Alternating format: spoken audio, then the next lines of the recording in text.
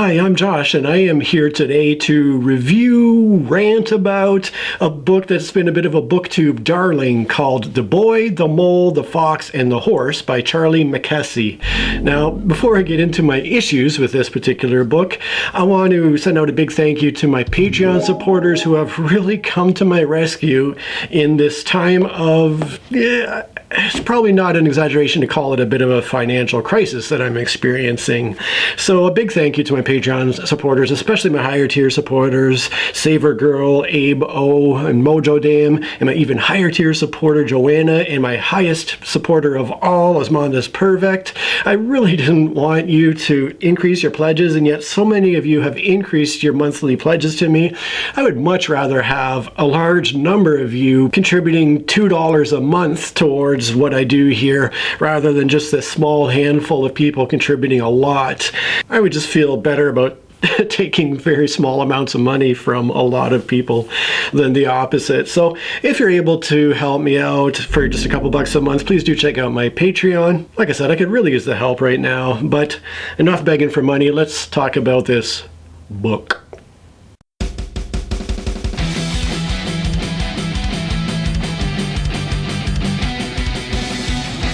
With all my book reviews, I like to start out with the most briefest of brief plot synopses just to give you a very general idea of what the book is about without spoiling anything.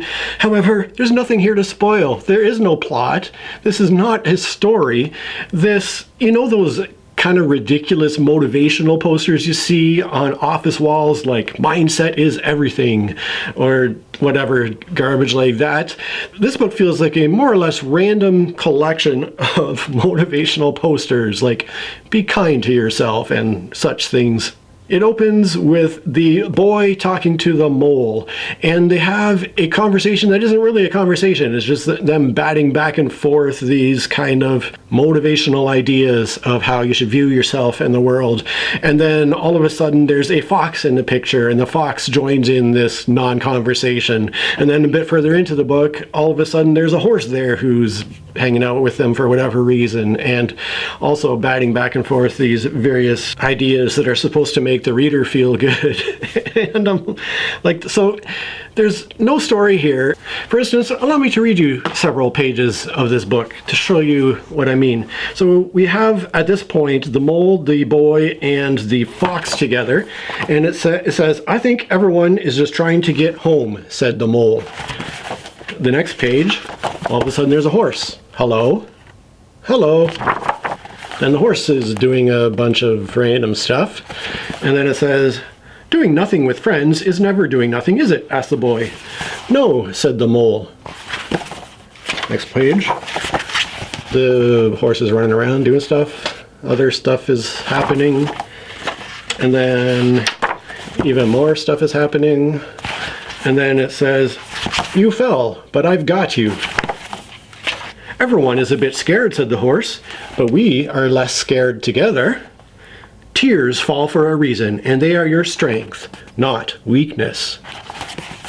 "What is the bravest thing you've ever said?" asked the boy. "Help," said the horse. That's not a story. And it's supposed to be a picture book, but there's no real complete illustrations here either. I mean, look at the cover, for instance. You can see that we have the start of a drawing there, but it definitely looks kind of scribbled and incomplete. And as you go through the book, you see that most of the drawings are either very scribbly, like this one here, or they feel kind of incomplete, like this one, or this one here, for instance. This one is just another example of what I'm trying to talk about here. Is this random scribble with no text on the page at all. One last bunch of scribbles here on the page. And so it's not telling a story. It's not giving us really illustrations as we would like to think a picture book would look like, although yes, of course this is a stylistic choice. It's been done that way intentionally, but I don't know why. I mean, whoever sketched these out, and I think it might be actually the author of the book did the illustrations too. They can obviously draw and have good shape and form, and you know, when they add in some color and complete the picture, it can look pretty decent, but most of it looks like half-finished scribbles to me. And I really get the feeling that the book was written as a book for parents to get for their kids, you know, just a tiny little picture book, not very many pages, really quick to read.